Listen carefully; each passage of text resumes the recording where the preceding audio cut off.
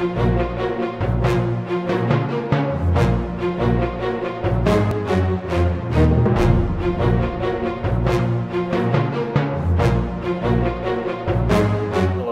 the JCast Network.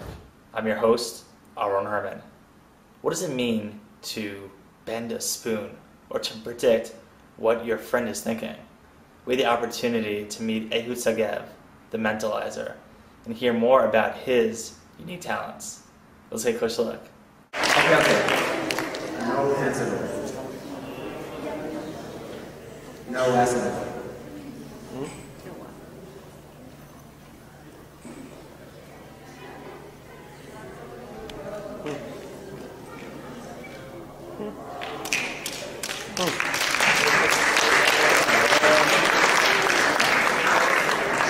Let me show you my girlfriend's favorite part. It goes like this with the finger.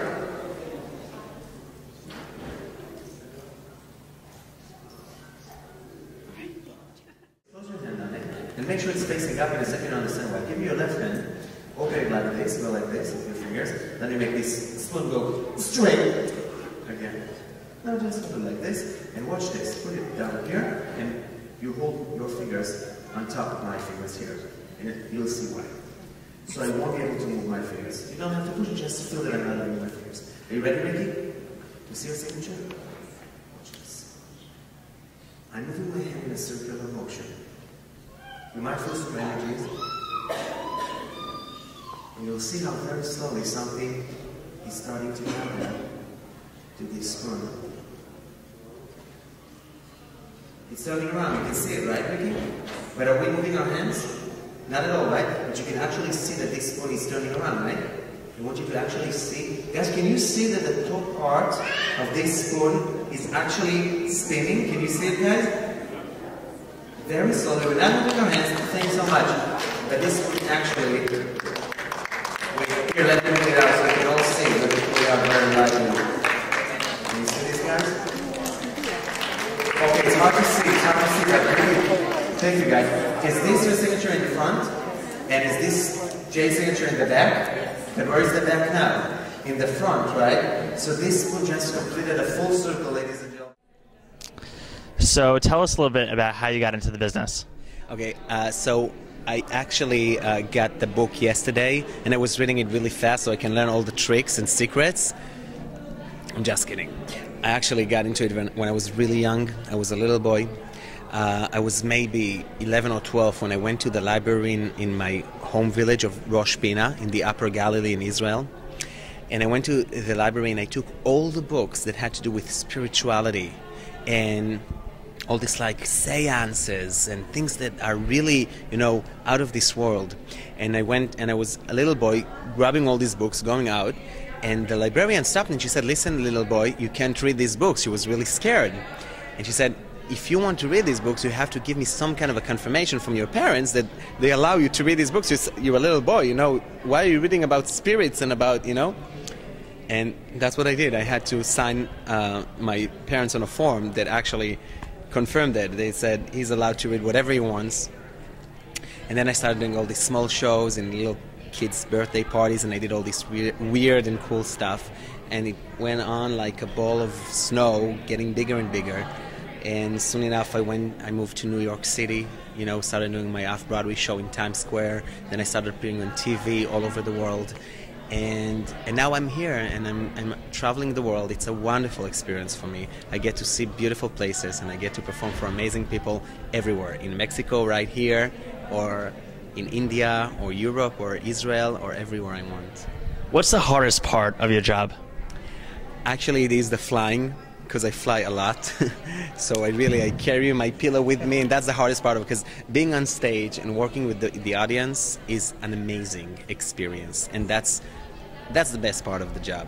So the hardest part is getting to the show, because if I have a show today in India and a couple of days later in Mexico, that's a lot of flights to do. And then I have to fly to Macau in China, in Hong Kong, and from there through Turkey to go to Israel. It's crazy. And, you know, when you think of magic, I wouldn't consider this magic. It's more, I don't know, how do you describe it? You know what? It's the biggest question everybody asks, but what I call it is it's magic, but it's magic for the mind. Because I won't make a handkerchief disappear, but I will make a thought disappear from your mind. And I would make people think that they see something when in fact they don't really see it. And I create all these virtual realities, and I make people be somewhere which is beyond impossible, you know? And, you know, what would you say to people who are looking to go into this business? I say, hey, welcome. We have tons of you guys out there, and we have a lot of great people, and that's how we get a lot of inspiration from new guys coming in and giving us new concepts, and donating to this field of mentalism and all this art. So you're very welcome, and you better start learning and studying and take all the books you can about everything and start building a show.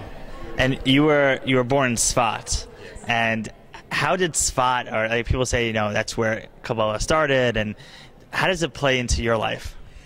It plays a lot, because I studied Kabbalah a lot. I studied Kabbalah in Israel, in Sfat. I moved to New York. I studied it in Brooklyn, in Manhattan, and I put a lot of energies into learning all the stories and all the beautiful aspects of Kabbalah. And I tried to integrate that into my show.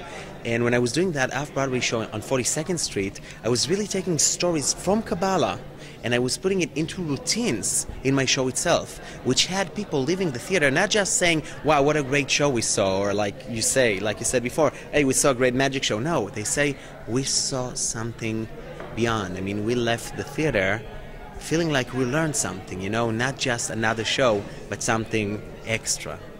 Yeah, and you know, when you do audience participation, you never know what's going to happen. You never know. Even when you were doing the thing with the reading the person's mind, and even the way that you had literally the cars looked the same. I mean, how do you prepare for that? You know what? I can't prepare for it. I can't. I come to the show. I know I'm going to be... Let me tell you even something else. When someone calls me, a client, and he says, listen, how many people are you doing the show? So I always say, 101. He's like, what?